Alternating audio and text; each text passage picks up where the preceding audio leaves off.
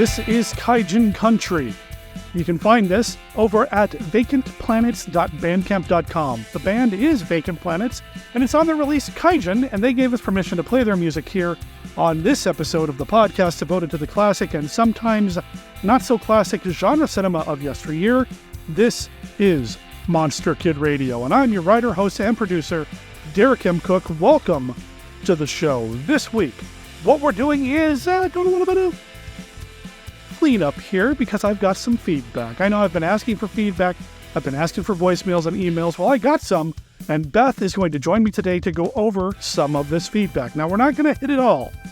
I have some that we're going to hold on till, well, the next time we do a feedback episode, which will be at least a month from now, and we're going to tell you why at the end of our feedback discussion, because Beth and I have an announcement that we're making about our personal future and how it's going to impact the future of Monster Kid Radio, Team Death, the Suplex Stream, American Haunters, Monster Kid Writer, and everything else that we're involved with online, or at least everything that we try to be involved with online. So stay tuned for that.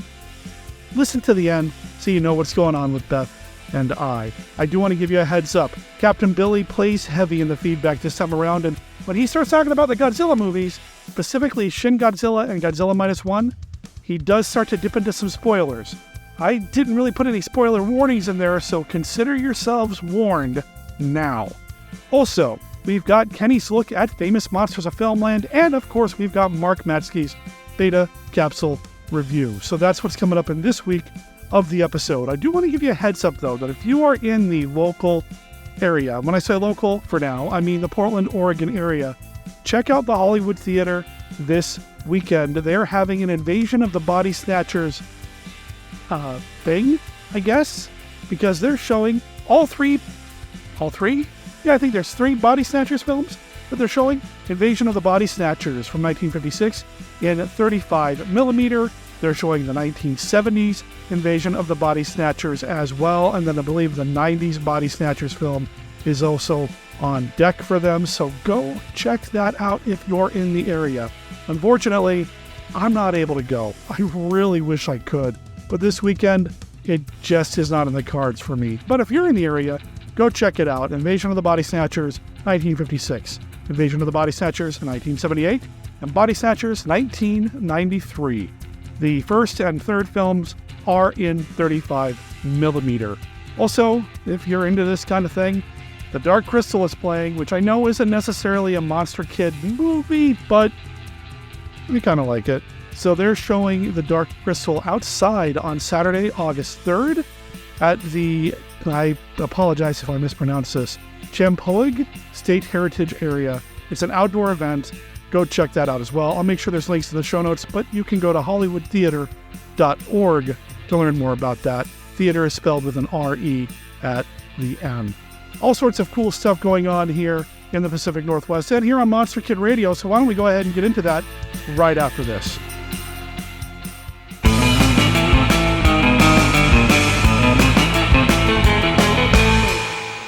This thing has been frozen in ice for 20 million years, so I figure it must be lonely. From the dawn of man comes Schlock! A beast from 20 million years ago stalks the streets of today. A love stranger than King Kong. A monster more powerful than Godzilla. See a small California town learn the true meaning of terror. See the police and National Guard powerless before the awesome creature. Can nothing stop it? Can anything stop it? First, birth of a nation. Then, Gone with the Wind. 2001, A Space Odyssey. Love Story. The Godfather. And now, Schlock! Schlock! Widescreen color, rated PG. Nothing can stop it. The Blob. Starring Steve McQueen. It creeps. It crawls. It's slithery. It's slimy. The Blob. Plus Dinosaurus, both in shrieking color. Live from the Land of Light in Nebula M78, home of the mighty Ultra Heroes, it's Monster Kid Radio's Beta Capsule Review.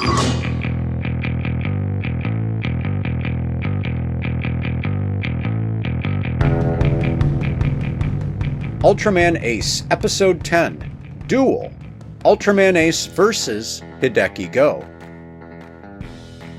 Episode 10 greets the viewer with two familiar faces, that of Jiro Sakata from Return of Ultraman and his caretaker Rumiko. The youngster, grown just a bit, clearly misses his adopted older brother Hideki Go. But his reminiscence is snapped by the sudden rampage of Kaiju Zygon. If Go was here, he'd take the monster down in one shot, Jiro laments. But instead, the creature punches its head through a high rise before setting it ablaze. Jiro and Rumiko are trapped by flames, but Tak arrives just in time to help. Hokuto struggles to line up a kill shot on the monster because a black-suited figure keeps getting in the way, who appears to be Hideki Go. The theme song of Return of Ultraman even plays as Go fires a laser at the monster, causing it to vanish. Sustaining burns, Go agrees to receive medical attention at Tak headquarters, where the team is torn over whether to offer Go a position at Tak. Yamanaka is convinced by Go's bravery, but Hokuto is not so sure. His suspicions are confirmed when Jiro points out certain oddities in Go's behavior, but the reappearance of Zygon diverts everyone's attention. In the confusion, Rumiko, Jiro, and Tak scientist Kaji become locked in the medical center, which is in the direct path of the monster. So why won't Hideki Go rescue his loved ones? Ultraman Ace gets back on track with Episode 10, which made its debut on June 9, 1972, presenting a winning nod to the Ultraverse's immediate past, and establishing in a definitive way that Jack and Ace inhabited the same time and place. It's great to see Hideki Go, Jiro Sakata, and Rumiko Murano again, and their chemistry is a reminder of what made Return of Ultraman work so well. Hideki Kawaguchi, the young actor who plays Jiro Sakata, is particularly good, conveying delight and heartbreak in a genuine way, and only the most hard-hearted viewer would not be moved by his recitation of the 5 Ultra Oaths at the story's conclusion. He comes close to stealing the show, but series star Keiji Takamine as Hokuto is dynamic in his own right. The scene in which he gives Hideki Go a long, skeptical glance signals that not only can he hold his own, but the torch has indeed been passed to Ultraman Ace. For Monster Kid Radio's Beta Capsule Review, this is Mark Matzke reporting. Discover Planet of the Apes. A civilization where humans run wild in the jungles, and the superior beings are apes. Tribunal has placed you in my custody for final disposition. Do you realize what that means? No. Emasculation, to begin with. Then experimental surgery on the speech centers, on the brain. And a kind of living death.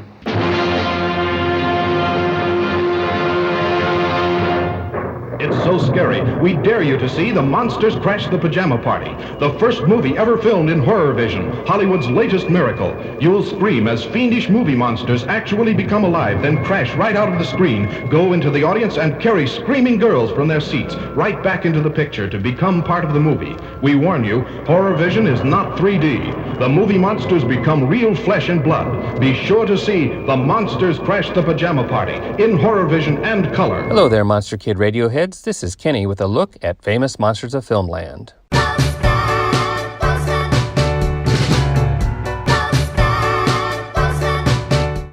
Today we are hearing some feedback from you, our faithful listeners. For today's segment, I'm going to share some feedback sent to FM back in the day. I scoured my collection and pulled out some people you may know who wrote to FM when they were younger. 4 of them are monster bashers, and the last, a famous filmmaker. I'm going to do this in reverse chronological order to save the best for last.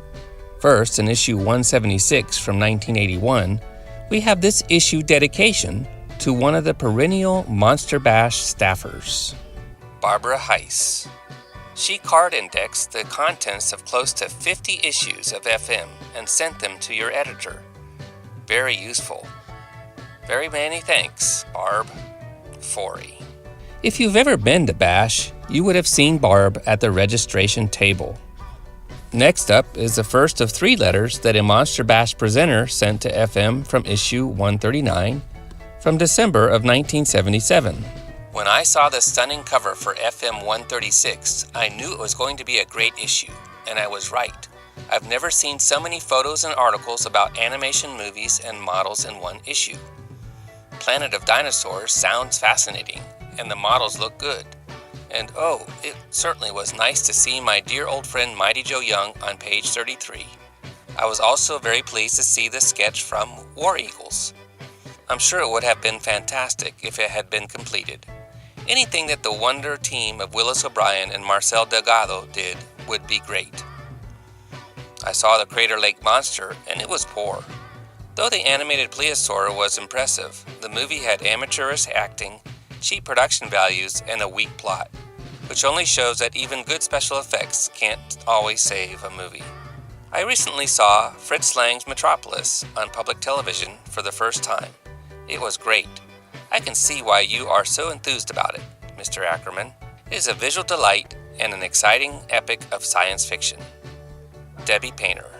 One of my favorite Monster Bash events is the quiz show, presented by a superb Monster Kid historian. Here are a couple of his letters, which started in FM 82 from February of 1971. In FM 80, Ron DeSortis said that Dracula was a remorseful creature driven by an irresistible lust. I don't agree.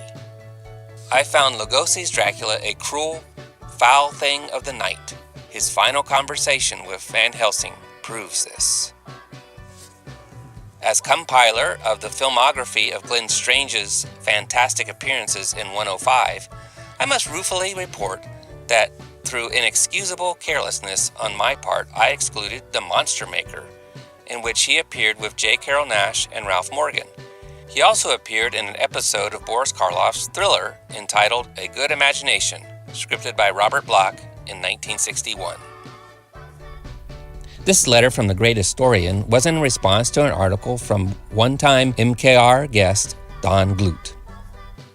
Dear Mr. Glut, I just finished reading your article on the late Dale Van Sickle in 136 and felt very compelled to write and say that it was one of the best things to appear in FM in years. I just thought I'd write and mention that a few fantastic appearances were omitted.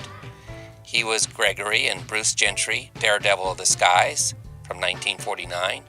Martin in King of the Rocketmen, also 1949. He, Dave Sharp, and Fred Graham were looters in The War of the Worlds, 1953.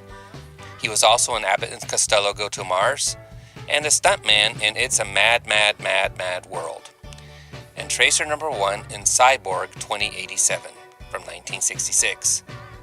I once half-heartedly started a list of his films, which didn't get very far, but I can now assure you that I'm re-beginning it immediately. Keep up the great work. Tom Weaver, Tarrytown, New York. Here is another dedication for the All Bela Lugosi issue 92, where a Monster Basher and MKR guest is mentioned. This issue is dedicated to the memory of Bela Lugosi, who last appeared on the cover of FM's 1970 Fear Book, and to those ever-faithful Lugosi fans, Barbara Hill, Hope Bina, Patty Donaldson, Linda Squires, Richard Sheffield, Alex Gordon, Eddie Wood, Donald E. Reed, Carol Borland, Ronald V. Borst, Lou Garfinkel, Edith Ide, and Frank Delostritto, and all other disciples of the true Count Dracula everywhere. This All Lugosi issue is dedicated with true concern by the editor. Now, I want to share the audio portion of a video segment I did for the Twitch stream. The theme for the day was zombies, so I pulled this fang mail out and shared it during the pandemic. Derek will post a link to the video segment if you want to see it. Today we are watching zombie movies. What am I going to do? Read you some fang mail. You'll see the connection later. In December of 1973, in FM 95, a 14-year-old sent this letter to Famous Monsters. I'd sure like to express a few opinions. Everybody's knocking today's horror movies, and I don't see why. Willard, for instance, wasn't as horrifying as it cracked up to be, but it was entertaining and had a good plot. Many people say the much-talked-about film Count Yorga Vampire was dumb and plotless. Well, the plot maybe wasn't very definite, but it was the most terrifying film I've ever seen. Time out to congratulate you people on FM 92, the Bela Lugosi special. My family originates from Transylvania, which before belonged to Hungary. Lugosi is my favorite actor, and I deem him worthy of worship. I just bought a picture of him today in his famous Dracula pose. I was so impressed with 92 that I bought several issues. But back to my dull opinions. I just had the overwhelming pleasure of seeing Ben, the sequel to Willard. It was truly horrifying, and yet had affection, and I can truly say it's the best film I've ever seen in my life. I just bought the novel and added it to my growing library. The second best film I've ever seen is Conquest of the Planet of the Apes. The Apes' Revolt is truly the most awesome spectacle in the annals of science fiction. Roddy McDowall as Caesar was truly fantastic, and the scenes of the apes engaging in hand-to-hand combat with the police were really out of sight. You can really get a charge from seeing apes at war with man. To anyone thinking of seeing Ben or Conquest of the Planet of the Apes, do it. All who saw The Abominable Dr. Fives will agree it was very good, and that Tales from the Crypt wasn't bad. It wasn't great either, which comes to my point. In issue 92, Stephen Kowalski, like some kind of a martyr, proclaimed the death of the horror movie. Bull feathers, I say, bull feathers. I didn't see most of the movies he listed, and they may have been bombs, but at the risk of offending you, Stephen, I think you may have gone off the deep end. Yes, I too have seen some real stinkers, like Frankenstein's Bloody Terror, Frogs, etc. But to say that horror films are dead is just not true. But I do agree with Stephen on the low-budget quickies and the sex-smeared films. Frankenstein's Bloody Terror is better called Frankenstein's Gory Bore, and if one wants to see sex, he should go to a dirty movie. If anyone else agrees with me, or if Stephen cares to dispute, you can write me here in Los Angeles, California. A year later, in FM 109, this opinionated kid would have read this article on the classic Night of the Living Dead. In 1980, he would have read about and be old enough to see its sequel, Dawn of the Dead. Inspiration? Who wrote this letter? A monster kid who did good. I love seeing that. Cinematic greats like Joe Dante, John Landis, Dennis Muren, and Rick Baker, who read FM and turned their love into a career. This young fan is one of them, as you can see from this impressive filmography. And of course, the connection. The writer of this letter was the creator and executive producer of one of the most popular, if not the most popular zombie media, the AMC show The Walking Dead. Frank Darabont. He brought slow-moving, flesh-eating, gory zombies to the masses. And he started as an FM-loving monster kid. Makes me proud. That is all for this week's look at Famous Monsters of Filmland. We will have more next time. For MKR, this is Kenny saying adios. From caves and sewers come the slime people. To kill, kill, kill. There is no escape from the slime people. The slime people. Nothing can stop the horror of the slime people. For a new adventure in terror, live through the wild bloodbath of the slime people. With lust they come, with vengeance and murder. See the nightmare of the slime people. I've got Abby. What do you think of my powers now? American International presents Abby, the story of a woman possessed. She took the devil for a lover, and he possessed her body and soul. Abby, A story of terror, lust, and exorcism. Grab her arms and hold her. Abby, starring William Marshall as the exorcist. I command you to vacate this body now. And Carol Speed as Abby. Can anyone stop her? Can anyone help her? Can anyone save her soul? I've got Abby! Abby, the story of a woman possessed. Rated R, under 17, not admitted without parent. Okay, here's my feedback. Randy from Westchester. A tribute to 1951 Downplace, that wonderful podcast from years ago. How about an all-Hammer horror episode? Top Hammer horror movies, starting with Horror Dracula, to Hound of the Baskervilles, The Reptile, Twins of Evil, back to Prince of Darkness, Dracula, Prince of Darkness, Dracula's Risen from the Grave. And then throw in Frankenstein and the Monster from Hell. Okay, that's the long shot. But anyway, that's my opinion. It's long overdue, and I think it's something that your fans would truly enjoy. Thank you. Randy, thank you for calling in. This is the feedback section of the show. Randy is referring to the old podcast that I used to do with Scott Morris and Casey Criswell, 1951 Downplace. I do miss doing that podcast, but there's only so much time in the day, and I feel like that podcast kind of ran its course. I had a great time doing it. It was a lot of fun, and I'm glad people still remember it. I would recommend you check out the Hammerama podcast over at the Diecast Movie Podcast with Steve Turek and Alistair Hughes to get some Hammer film goodness in your ears. I haven't done a lot of Hammer films on Monster Kid Radio as of late. When I was doing 1951 Downplace and Monster Kid Radio, I tried to keep Hammer off of Monster Kid Radio because I didn't want to steal Downplace's thunder, but Downplace is pod faded. It's gone. So, yeah, we'll start doing some more Hammer stuff in the future. And somebody who I love sharing Hammer films with is my beautiful wife, Beth, who is here right now to join me for this feedback discussion. Beth, what's up? What's up? I am a 90s kid in that way, 80s, 90s. But no, I'm really happy to be here, excited to be here. I know we got some big things coming up for us in the next few months, and really excited to take our viewers and listeners along with us, and excited to hear what they have to say. And we're going to talk about some of those changes at the end of this segment, so stay tuned. Stay tuned. Let's read an email. This comes from Kevin Slick. Is somebody that I'm really eager for you to meet if we ever get to a Monster Bash again. He's been on the show quite a bit. And he writes in and says, thanks for reviewing this wonderful film again. He's referring to The Black Cat. I'm always happy to hear Beth's takes on films. This is also my favorite Universal film. Perfect pacing, no wasted moments, Karloff and Lugosi in top form, and both of them coming off the blockbusters Frankenstein and Dracula. Yes, the Poe connection is tenuous at best, although I find it interesting, perhaps a reflection of the times, that you could reference a writer like Poe and people would know who you were talking about, and that would actually carry some weight. These days, it seems like we reference older movies and TV shows as much or more than literature.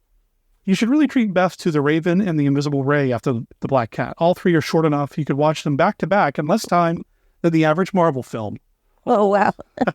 Hope's all well. Out your way, Kevin. We did talk about The Raven. We did, yeah. Yeah. Remember, that was one that I ended up watching twice in a row. That's right. And I do agree with what he's saying about the efficiency of The Black Cat. It does tie things up very neatly, I feel like. It doesn't waste moments. A lot of those movies are like that. It comes from a time when you had theaters showing movies for a nickel or a dime, and so you couldn't have 3-hour movies because you needed to be able to fit in 8 shows a day, Mm-hmm. And the only way to do that is to have the shorter movies. I remember like all of the spaghetti westerns and teen beach movie type, things, and I love those movies so much. All of those type of things that were all right at about an hour or an hour and 10 minutes at most, Mm-hmm. And that was just the era. It's kind of nice because I don't have to plan my bathroom trips the way I do with Marvel movies. Good point. The Invisible Ray is a great film, and I'd love to share it with you. Well, let's do it.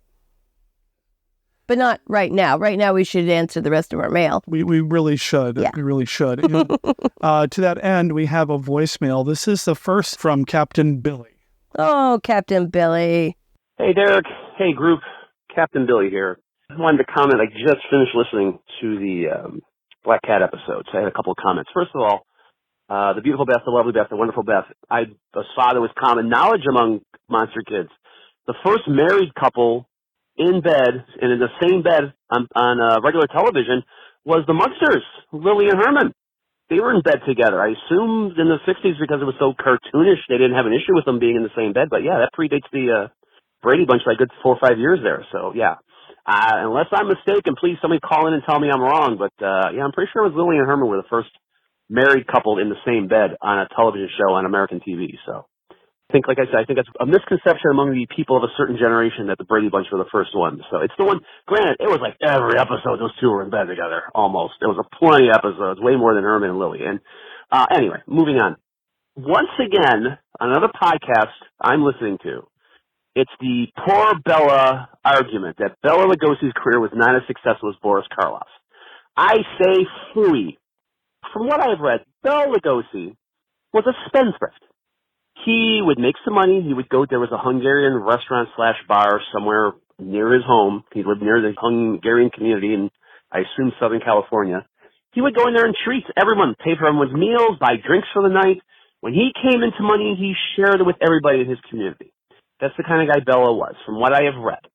So as soon as he got money, he went right back out again when he was really successful. I mean, maybe by the time the late 40s, 50s rolled around, maybe he didn't do that. But in the early days, when he should have been saving money and strategizing, he spent it willy-nilly, which is fine. That's his prerogative. But again, he lived the life he wanted to live. Nobody forced him to go and treat everybody at the bar every night. That's the first thing. Second of all, I mean, I got a whole theory about James Whale was the guy that kind of stymied Bela's career. I feel, story goes that the screen test that Bela did for Frankenstein had lines. So you have Bela Lugosi's voice coming out of the Frankenstein monster. And my theory is James Whale was a very powerful director at that time, just off of winning the Oscars for All Quiet on the Western Front. I believe James Whale saw that screen test and said, I don't want that voice coming out of my monster, which may be why the lines were rewritten, and then maybe Bela decided against him. I also think, and I'm not sure what Bela, that the rest of 1932, I know Murders in the Rue Morgue came out at some point, wasn't very successful. Why wouldn't Universal want the guy who just, I mean, literally saved the studio from what I am reading? If Dracula hadn't come out in February, that's the movie that puts them in the black. Theoretically, Universal might not have been a studio much longer if that movie hadn't succeeded. So why wouldn't they want the guy who was the star of their biggest movie of the year, who they got for pennies, why wouldn't they want him in Frankenstein? And if they wasn't going to play Frankenstein, he could have played Dr. Frankenstein. He could have played Fritz. You would think a studio would want that big name on the poster to sell that movie. I think James Whale squashed his career. That's my opinion. So I have nothing to base this on. I have never read anywhere that James Whale squashed his career, squashed his appearance in Frankenstein. And again, but why wouldn't he have played another part? He didn't have to play the monster. He played the monster in the first one. He's got to play the monster in the second one. But that's not written anywhere. They were making up the rules as they went. They could have played Colin Clive's part. He could have played Dwight Fry's part. Speaking of Colin Clive and Dwight Fry, again, with the Bela acted till the day he died. Granted, maybe he wasn't consistent, but he got to act. Actors want to act. They want to go out and perform. I want you, the listener, and everyone else, Derek, Beth, everyone. There was a TV show you loved. It was on 10, 15, 20 years ago. An action show, a comedy, a drama, whatever. And you loved it, and you watched it every week. And it was funny, and it was exciting, or it was intrigue, or whatever. And there were actors on that show, and they were wonderful. You loved this character, and you loved that character. Now it's 2024. Where are those people now? Where are all those second and third tier characters on that show that didn't get to be the Steve Carells or the John Hams? Where are all those people? They're signing autographs at conventions. A lot of them. They don't want to do that. How many times have you ever gone to a convention and someone canceled because an acting role came up, an audition came up, and the guy you intended on seeing from the show from 20 years ago didn't show up because they got a gig. They didn't get into this business to sign autographs. So Bela didn't sit and sign autographs. Bela got to act. Yeah, he had to play Dracula hundreds or thousands of times over and over again on stage, but he got to act. And to contrast with Boris Karloff's quote-unquote successful career, Boris acted till the day he died too. But remember, I mean, he got to be in Targets in the 60s, and he got to be... And Targets was not a big, highfalutin movie. This was Pierre Bogdanovich's first directing career. And the deal he had gotten because he made the Terror. He assembled the Terror and made it look like something... Go watch the Terror sometime. It's incomprehensible. That movie is terrible. And Boris Karloff is in the middle of it. And he got to make Edgar Allan Poe movies. Remember, the last films Boris made were those Mexican movies. And the reports are, I believe his daughter said, he could only stand for the shoots he was in. He had to be sitting down the rest of the time. He was on oxygen. He was in terrible shape when he made those movies. I feel he had to make them. Maybe an obligation to his family, but maybe because he just didn't save the money. I don't know. I haven't read anything. I don't know much about Boris Karloff's career. But another guy who acted till he died. I don't know what your job is. I don't want to do my job until I die. So don't feel sorry for Bela. And don't think Boris's career was a giant. Just take a step back and look at what they actually had to do in the end of their lives. Bela got to act, and Boris had to act. That's how I look at it. And speaking of people you should feel bad for, Colin Clive and Dwight Fry. If you want to feel bad for horror classic actors, feel bad for these two. Dwight Fry died going to work in his factory job, and he died on the bus. And Colin Clive was an alcoholic and essentially drank himself to death. Feel bad for those guys. Don't feel bad for Bela. Bela's been gone since 1955, 54, 56. We're still talking about Bela. The point is always just quit feeling sorry for Bela. Just quit pitying him. This man lived the life he wanted to live. And I hope to God everyone who's listening to the sound of my voice gets to live the life they want to live. Derek, great show as always. Give the beautiful Beth, the wonderful Beth, the lovely Beth an extra big hug from Captain Billy. I'll talk to you later. I do want to address something real quick, though. He was talking about the first married couple in bed on television. Actually, not to be the actually kind of guy, but actually. That's the game. That's the game show on Dropout. The first sitcom to show this was a show called Mary Kay and Johnny. It was a sitcom on a television network called Dumont Television. Not familiar. Well, it doesn't exist anymore, obviously. There were around 300 episodes of this show. Goodness. Dumont Television was a network that existed back in the day, ABC, CBS, NBC, and Dumont. Was it only in one part of the country? Because I've never heard of it growing up here in the Pacific Northwest. Well, yeah, unfortunately, Dumont did fold around 1956. Oh, okay. It only lasted about 10 years, from the mid-40s to the mid-50s. It was nationwide. And unfortunately, a lot of their programs are gone, are lost. They weren't archived. There's a handful of things that have survived, and they're all in the public domain. You can find them on places like Roku, YouTube, or archive.org. But just, they didn't save the tapes. So to be fair, not just Dumont, but where I grew up was far enough outside of Portland that we got 3 channels. Yeah. And only 3. Like I remember when I was 8, when they added PBS, when they added their public broadcasting station. That was like huge that we had a 4th channel. Okay. So I suspect in the area I lived in, they would not have had it anyway because they didn't have anything beyond the 3 big channels. They didn't even have public television out that far for quite a while.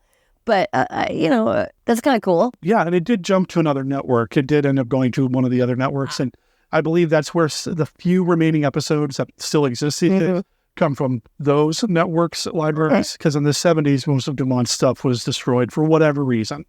Now, what I do wonder, though, it showed a couple with a shared bed. Mm-hmm.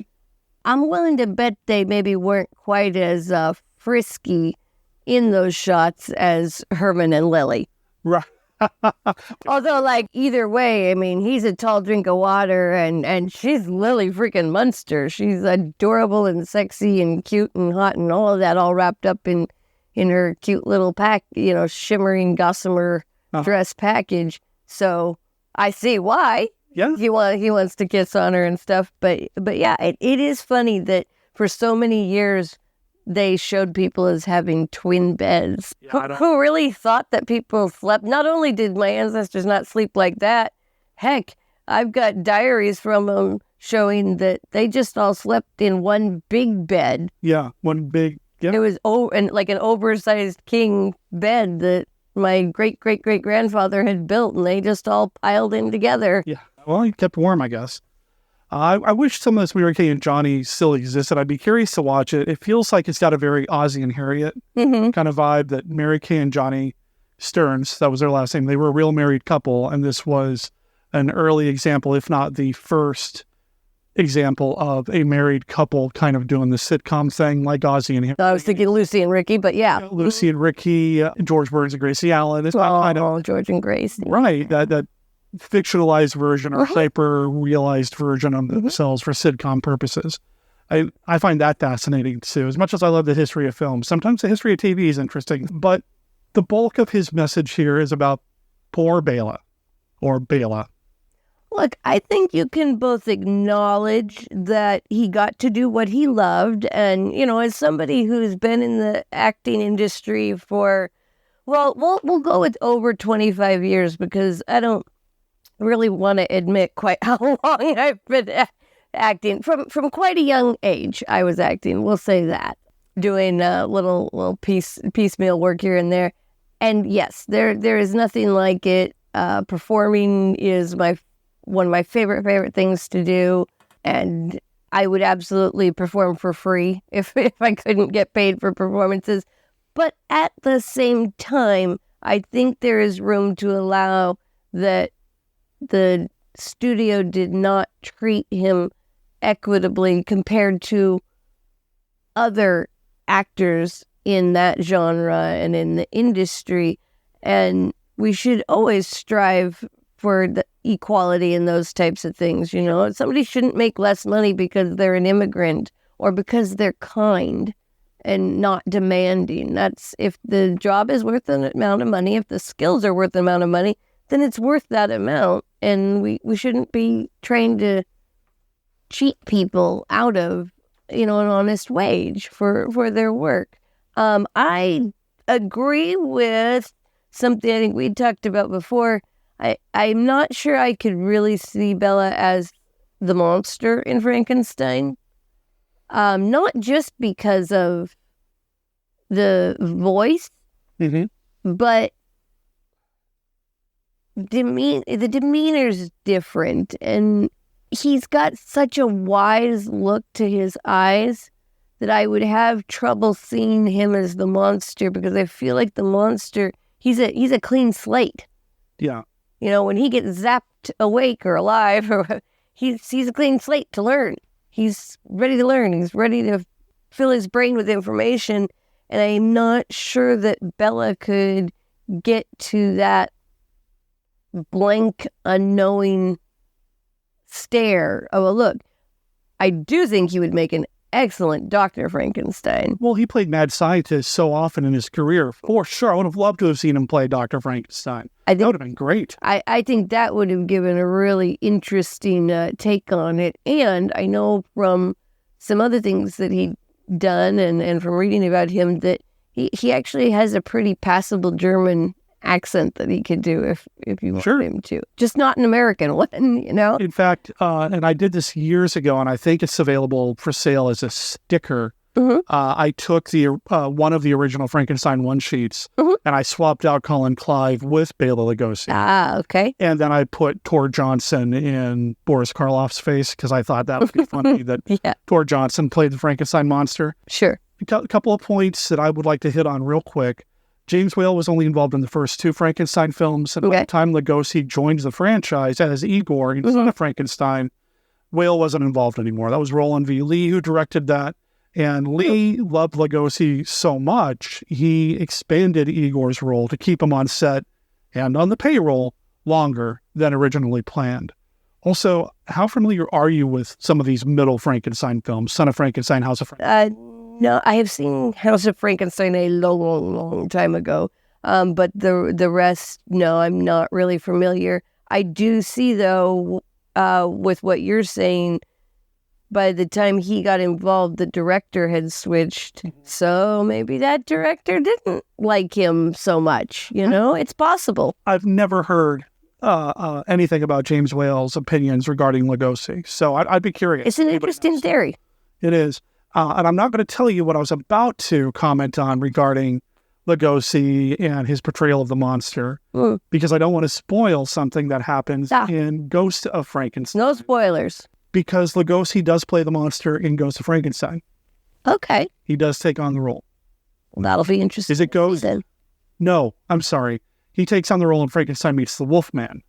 So plays the monster in Ghost okay, but here's what I will give you. The monster in Frankenstein Meets the Wolfman, did that monster just get awakened, or has it been around for a bit? It's technically the same continuity. It's the whole thing. Okay, so by that point in time, the monster doesn't need to have that blank expression. So I could see him playing it more. Right. Because the monster will have realized more about the world and how it works. I mean, the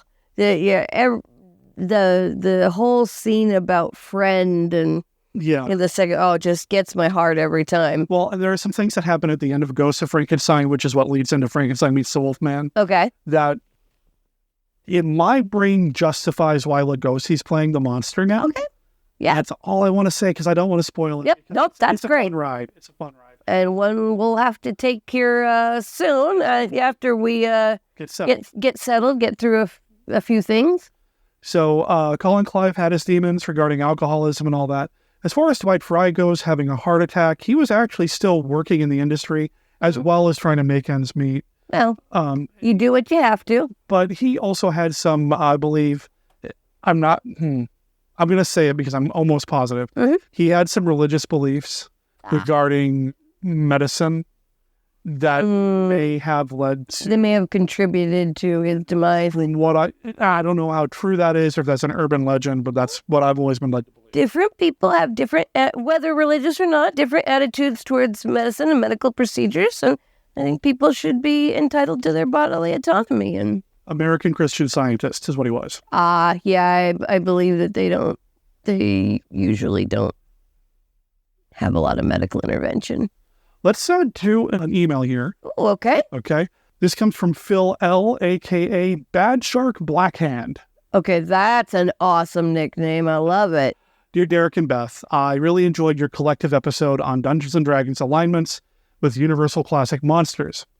Your independent development of your choices and explanation of why was quite enjoyable and thought-provoking, but I must disagree with Derek's choice of Godzilla as chaotic good, even in the period chosen. Okay. In my opinion, Godzilla is chaotic neutral, like the Wolfman at best. I think Lou Costello as Wilbur in Abbott and Costello Meet Frankenstein is a better example for chaotic good. Oh, yes. That whole coffin thing. For the same reasons that Beth used for Kay Lawrence in Creature from the Black Lagoon. Speaking of the Gillman, I'm collecting the Creature from the Black Lagoon, or of the Black Lagoon, Lives comic book. I find the art expressive, and it ties to the first film telling a compelling story. There is a significant plot twist toward the end of the third issue. I can't wait for the fourth issue. I believe you stated you'd wait for the trade paperback, but I do recommend you read it eventually.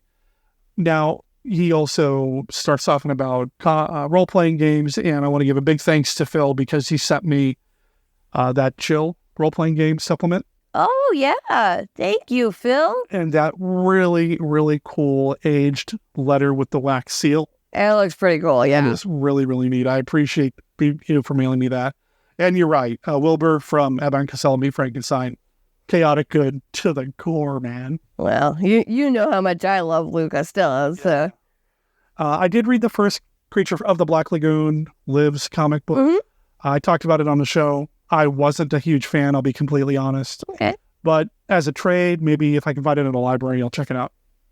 Sure, and maybe if you have more of the complete story, it'll feel maybe connected. I know sometimes when it's a brand new series of something, whether it be a comic book or a novel or a show or whatever, I have a hard time getting into them and really getting connected until I'm a couple issues in.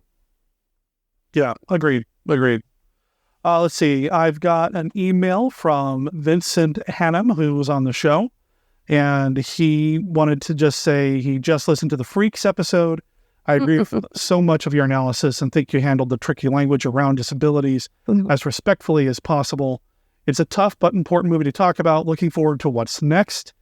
I just wanted to say thank you. I know Beth wasn't part of that episode, and she didn't really watch the movie with me, but I wanted to include it since we're doing feedback here. Shout out to Phil. Thank you. No, I do appreciate that. Thank you, Phil. And as a member of the disabled community, I appreciate that. Let's do another voicemail. What do you think? Great. Hey there, this is Mark from New Jersey. I am a Monster Kid fan and a Monster Kid irregular. First, I'd like to thank everyone for the positive feedback we received for a couple of shows Stephen Turek and I did featuring the German sci-fi show Space Patrol Orion. Sometimes you do these shows and you wonder if anyone ever listens. So it's always great to hear some feedback. Secondly, Derek has said several times in the past that if you ever get a chance to see Creature from the Black Lagoon on the big screen in 3D, you should do it. Well, I got the chance a couple of weeks back at Blobfest in Phoenixville, PA, at the Colonial Theater where parts of the original Blob movie were filmed. All I have to say is my new mantra. Derek is always right. I will listen to Derek. I will not ignore Derek recommendations. And Derek is a true monster kid. Oh, and before I sign off, I just want to state, no matter what you have heard, the Jedi are the good guys. Have a great day. I specifically wanted to play that voicemail for my wife. Listen to Derek. Derek is always right. When it comes to monsters. I didn't hear that part. I just heard... It was implied. Oh. Yes, dear. Yes, dear. I am so jealous. I'm actually a little bummed because the Academy Theater in Portland just recently showed Creature. Oh, did they? Yeah. In 3D? It may have been in 3D, but it was one of the few times when I had to break my rule where... You always go. We always go. Yeah. It's playing within like 50 miles of me or whatever. Time. Yep. We got a lot of moving parts happening here.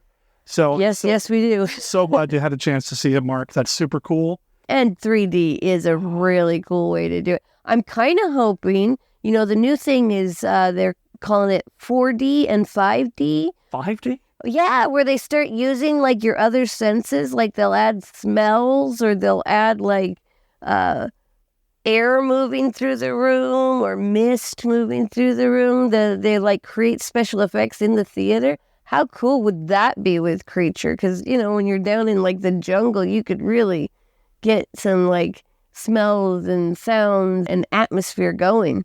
I don't know how hard it would be to put something like that together, but a screening of Creature using that 4D tech or whatever. Yeah. Where you sit down in the seat and, you maybe not necessarily turn up the heat when you're down in the jungle, but, have some of the breeze going, or when you're underwater, maybe a little mist going, or when there's a splash, you splash. Yeah, a little bit of a splash, or, when Julie Adams is looking out at the Black Lagoon, you could have a hot chick in a white bathing suit come out and blow cigarette smoke in your face and when just, I think that's 60. That's the next level. They're not there yet. But I'm just saying, I agree. I love going to see it anytime we can, and 3D is the way to see it. I think when a movie has been filmed that way, you have to see it that way at least once. Yeah, I agree. And I'm so jealous of Blobfest. I know, but you got a little piece of Blob, right here on the shelf. I do have a little piece of the Blob here, the original Blob. I probably should keep it in the freezer because, well... Probably, but well. But I would love to get to Blobfest someday. And someday, as long as I keep doing it, we will eventually go. Oh, yes, absolutely.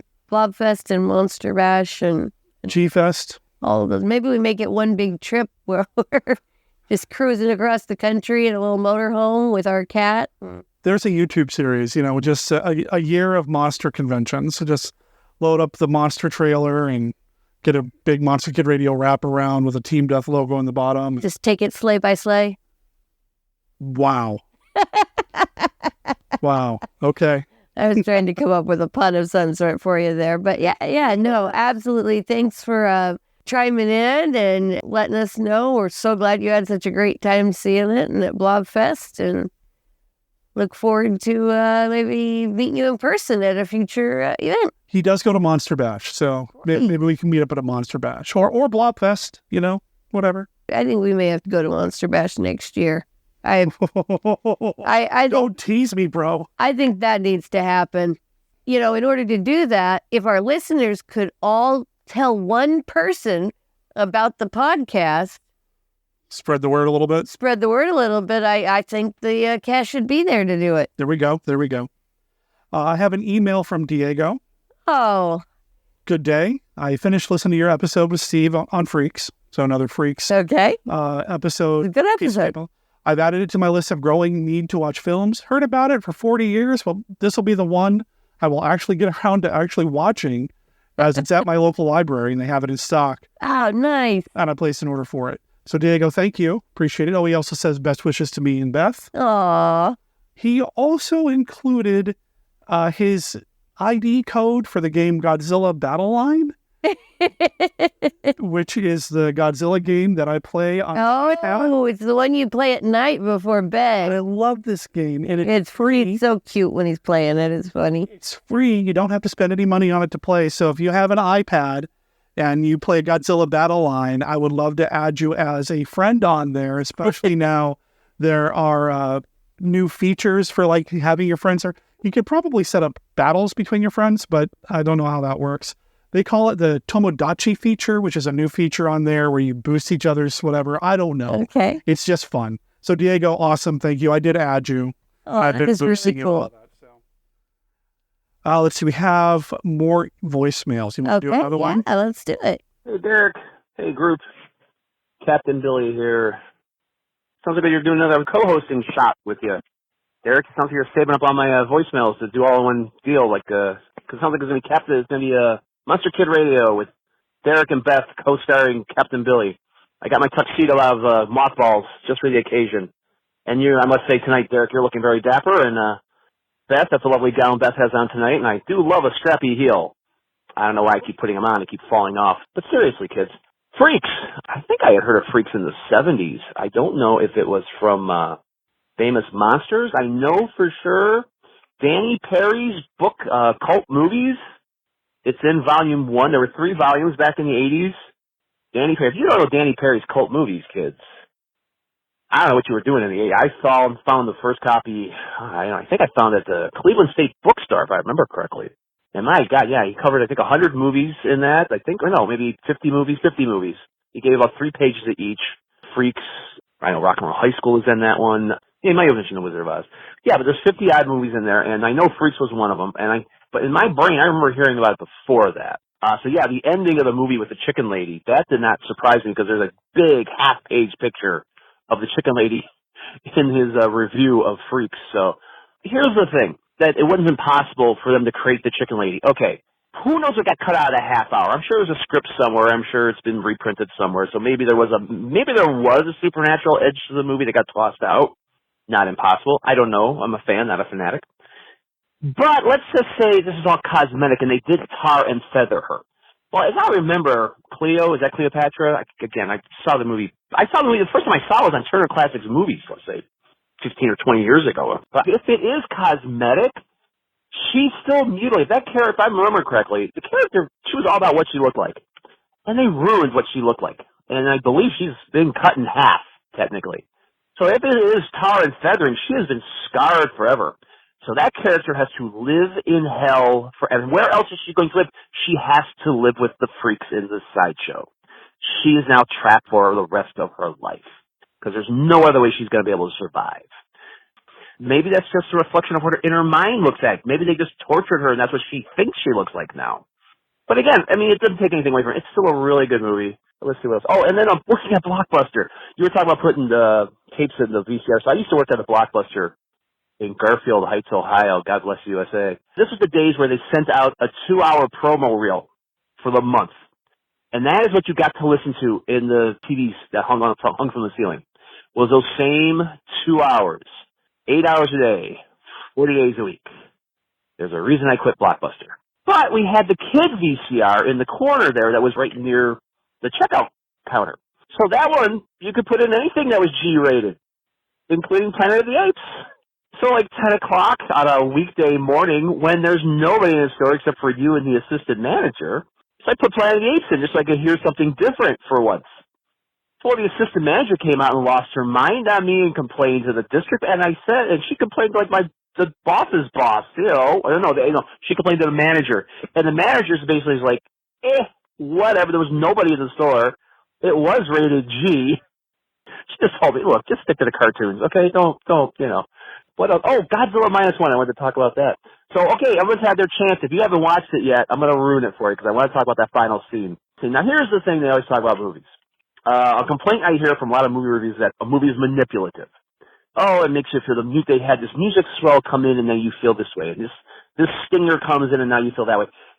All movies are manipulative. That's why you're watching them, to have your emotions manipulated. So the ending of Godzilla -1, there's the male character and the female character and the child character, and the child character and the female character appear to have died at the halfway point. Is it the child character? No, the female character. I take that back. She appears to have died, and you know what? If that really happened to somebody, I believe it was a flood from Godzilla, whatever. Oh, the Godzilla knocks over all the buildings. That's what it was. Yeah, you die. That's all there is to it. So the very last scene, the very last 2 minutes of the movie, is the male character coming to the hospital and finding out that the female character is still alive. And the whole point of the story is that he never committed to her because he didn't want to, because he had already lost everybody he had loved, and if he admitted he loved her, the pain would have been too great for him to take. So I understand why. And then if he disappeared, it would be too much for her to handle. So I understand why he didn't want to commit to her. It made perfect sense. But that very I welled up. I was like, oh, she's so, yeah. But, it's a cheesy, bad ending if you look at it, because, again, they didn't make it where maybe she was, no, that person would have died if all the buildings and everything fell. That person would have died. There is no way anybody would have survived that. And then to have that character still be alive at the end, it's a feel-good ending, a Hollywood ending. Instead of having this character continue his life raising that child and having the female character be, a memory and all that. And that's how that movie should have ended, was them setting up some kind of grave with her picture on it, and like maybe it's 10 years later or however, yeah. And there's a child, now she's like a teenager. Or maybe just you jump ahead 30 years, and now mom and dad are both next to each other, and she's looking at it at a grave site for both of them. However you want to do it. That's how it should have ended, if it was more realistic. Granted, the Godzilla movie, so realism. But anyway. It's a good movie. I highly recommend it to anybody. But I like Shin Godzilla more because, again, technically this is just another Godzilla Attacks Japan movie. Shin Godzilla was the bureaucrat side. What the government would have done in this situation. So you gotta remember, the government didn't want to interfere in any way or do any kind of military action because they didn't want to upset, I think it was Russia at the time. So they didn't want to do anything. So it was the town, the territory, the province, whatever they have in Japan.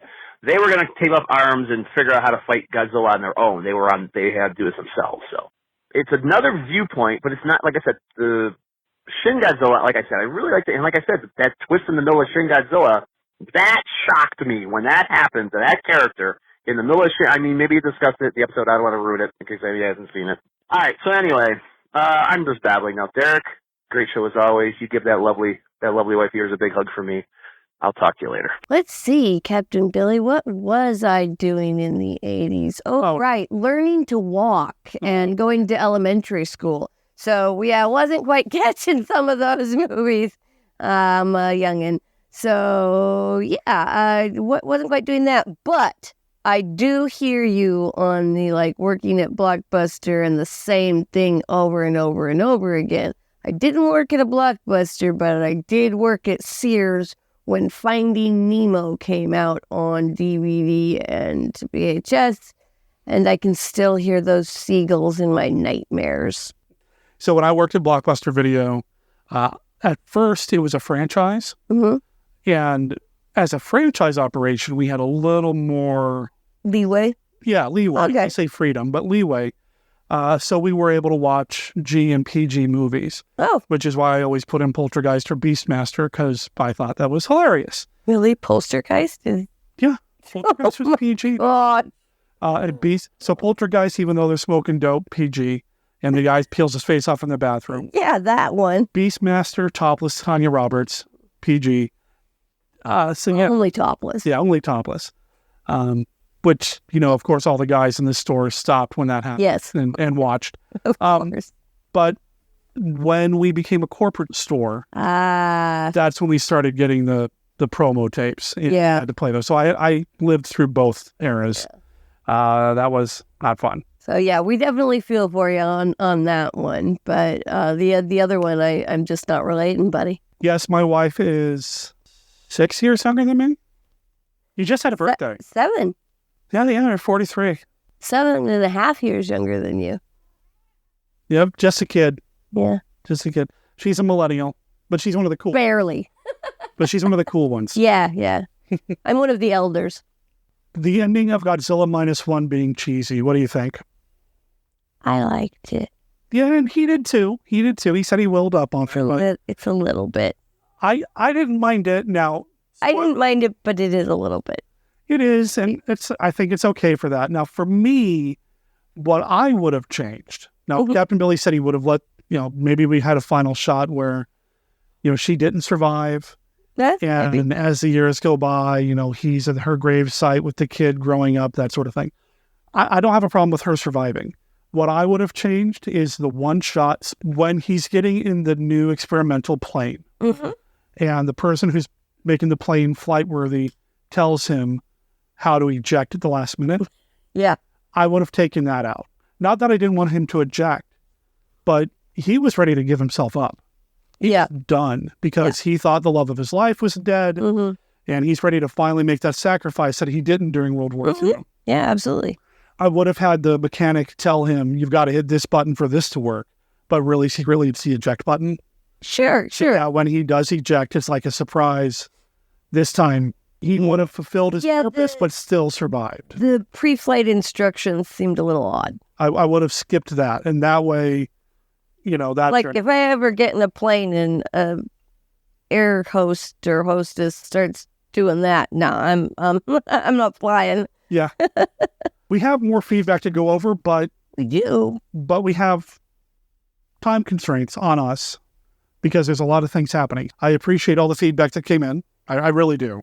Yes, thank you. And maybe it will continue. We could take a few of the extra ones that we have and even answer 1 or 2 a week on some upcoming episodes. I have another one from Captain Billy. I actually have a couple from Captain Billy. Captain Billy is very prolific with his feedback. But we're going to sit on one for about a year, and here's why. Uh-oh. It's about Jaws.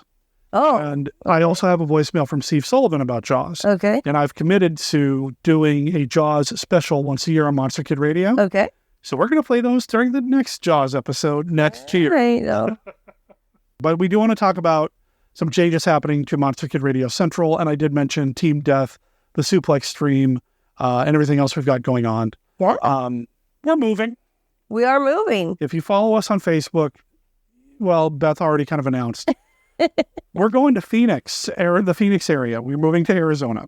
I am very excited to be starting a new teaching job at a private school down there.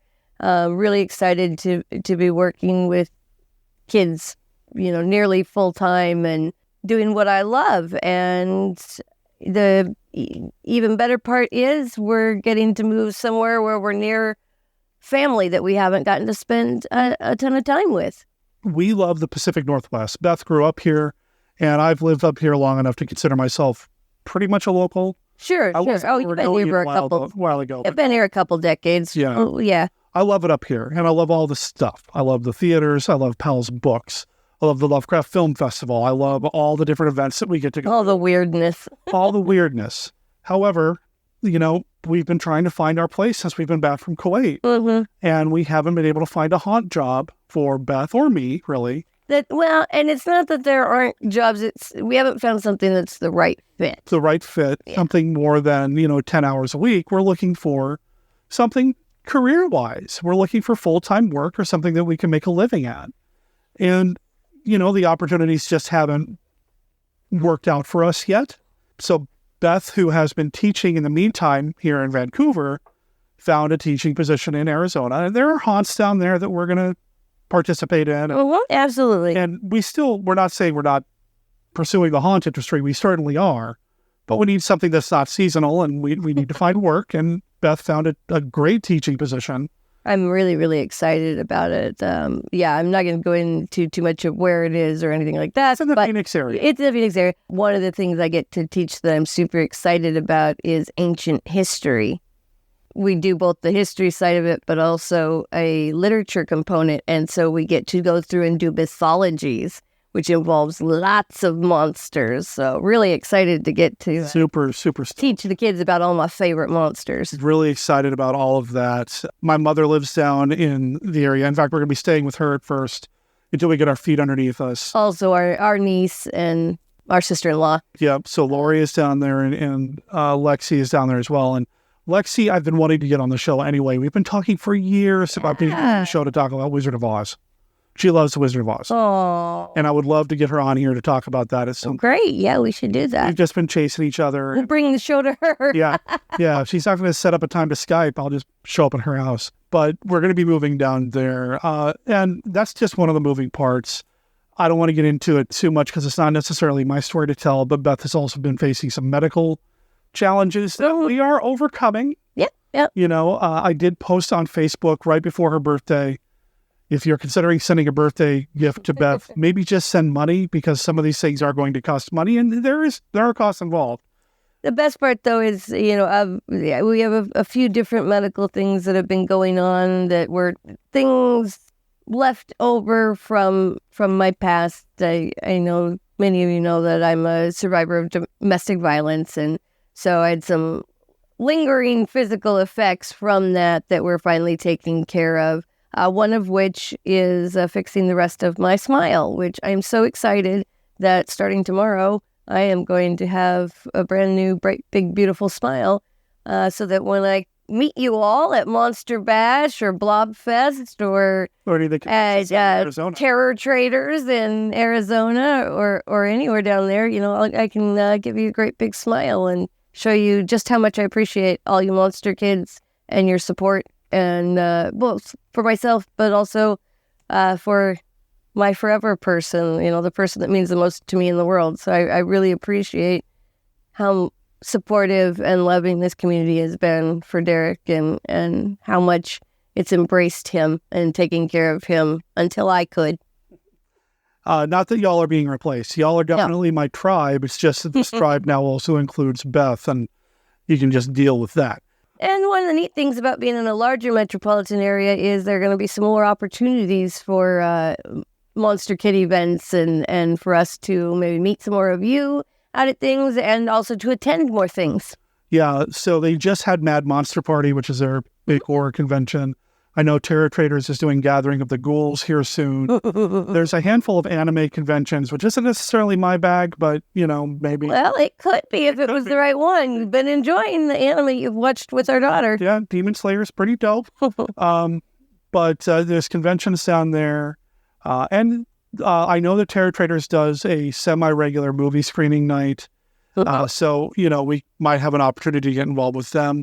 We might even have an opportunity to do our own events down there because as much as I love the Portland area, there are a lot of events. There are, and try to find a space or a time or the funds to put together our own thing.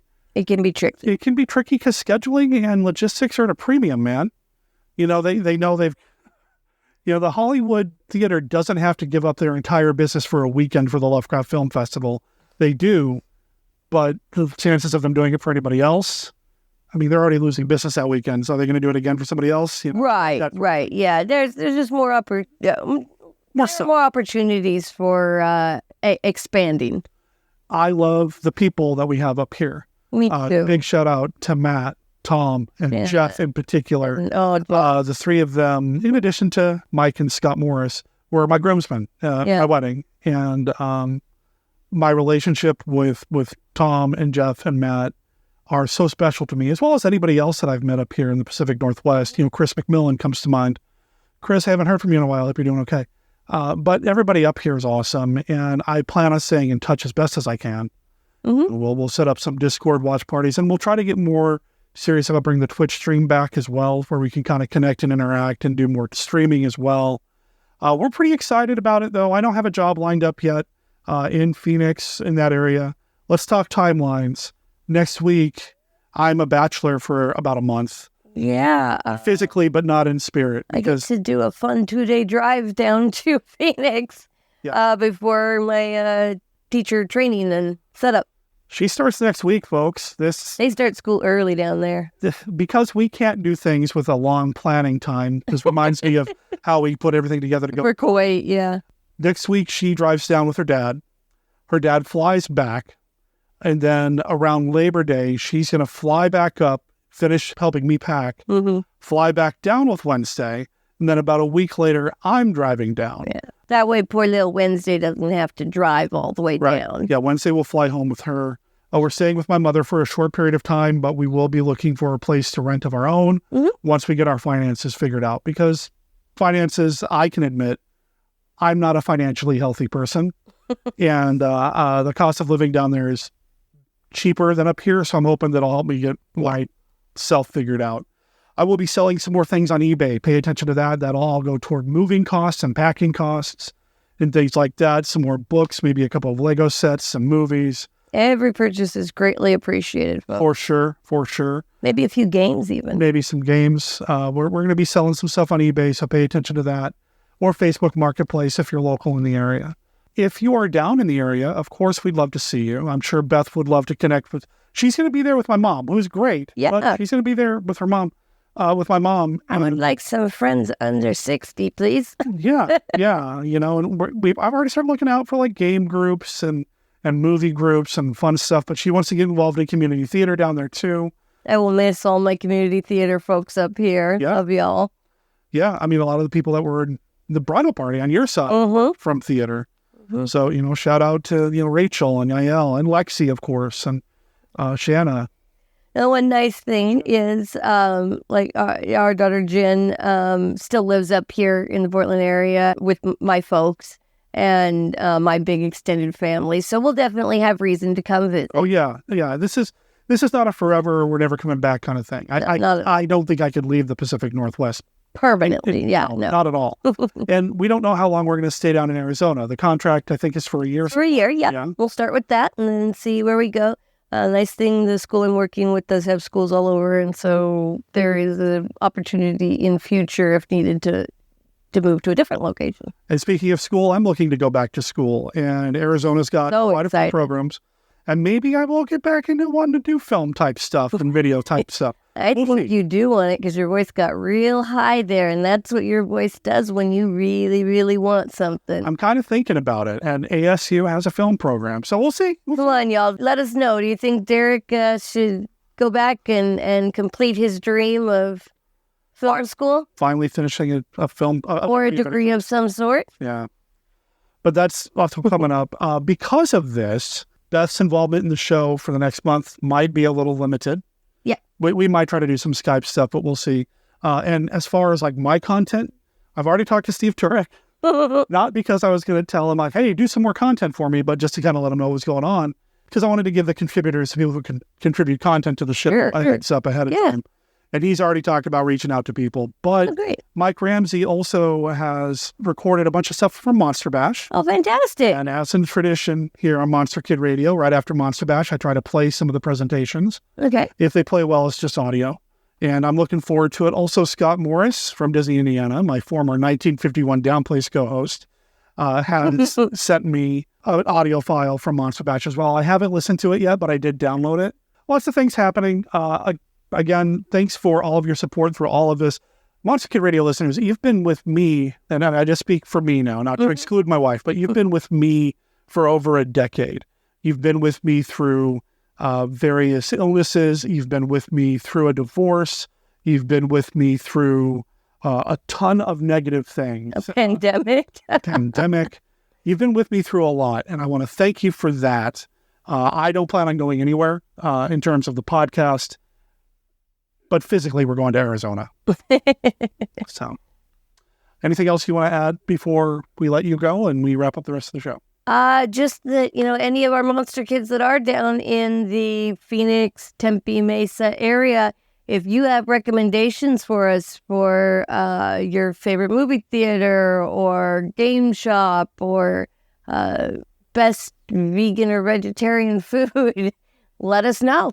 I have one email I want to read. This comes from William, and he is from the band Vacant Planets. Okay. Whose music we are playing on this week's episode. Mm-hmm. And he just wants to say, I've been listening to the Shin Godzilla episode of your show, and I love everything about it. Aww. Thank you for checking out my music and wanting it for an intro. I'm a Jet Jaguars fan now. So, William, thank you. Again, we're going to be playing music from, and y'all heard it already, from their latest release, Cajun. It's from the Vacant Planets, which you can find at vacantplanets.bandcamp.com. I'm sure I mentioned it at the top of the show, and I will mention it again at the end of the show here in a few minutes. But yeah, thank you for listening to the show and checking it out. Jet Jaguars was a band that I played on a previous episode. Right, yeah, I remember. Which is also Jet Jaguars, one of my favorite Toho non-Godzilla creations. So we so appreciate all our contributors who give us music to play, and because we love bringing the original music to the Monster Kids. So For sure. And I love me some surf stuff. I love finding new stuff to listen to. I have no idea what that was. Your opening. I think I'm going to let William handle the music this time. Sorry. That's fair. My throat's a little hoarse.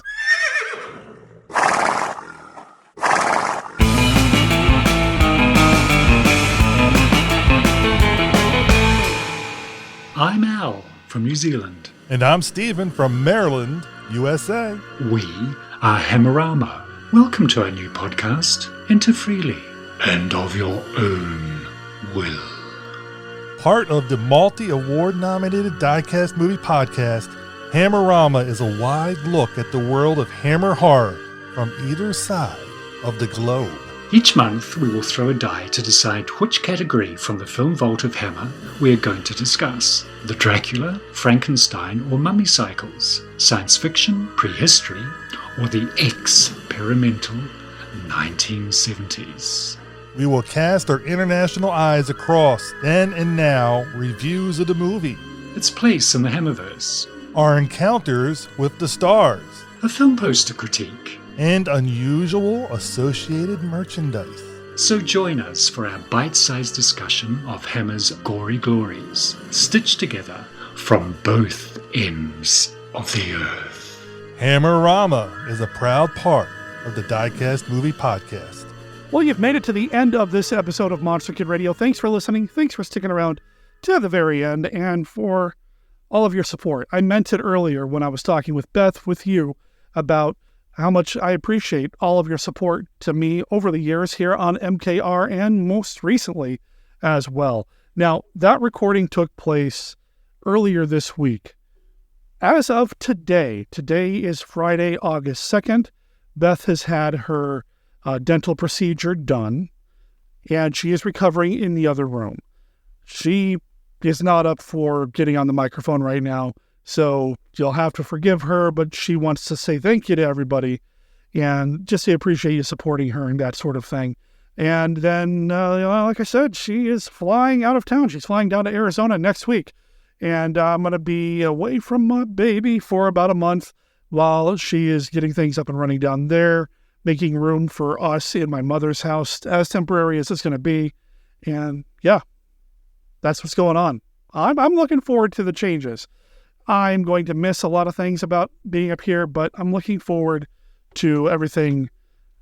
I don't know, just it's another step in the direction, the evolution of Monster Kid Radio and Team Death. And there are some amazing things happening down in the Phoenix area, it looks like, that I'm eager to bring to you here on the podcast.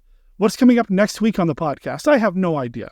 I think we're going to be doing some of that Monster Bash coverage that I alluded to earlier with Beth during the feedback portion of the show. I've got to go through what I already have and then the stuff that's coming in. So there may be some Monster Bash content next week. Stay tuned to monsterkidradio.net to be up to date with what we've got going on here on the show. That's actually the best resource for you for all things Monster Kid Radio. Links to our Facebook page and Facebook group are over there. our Patreon, our Discord, our Reddit, and our X. You're going to find links to all of that over there.